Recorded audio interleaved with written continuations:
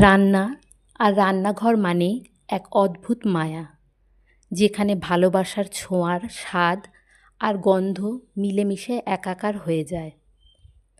রান্নাঘর কেবল খাওয়ার তৈরির জায়গা নয়, বরং মনের খোরাক জোগানোর এক পবিত্র কোণ।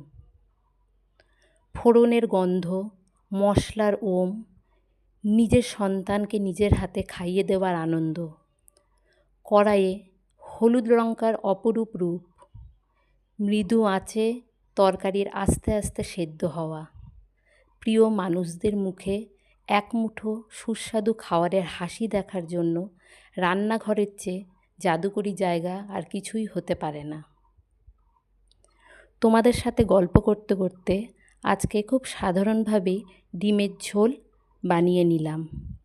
সবাই খুব ভালো থেকো। আবার তোমাদের সাথে আমার অনেক গল্প হবে। আজকের মতো এতটুকু।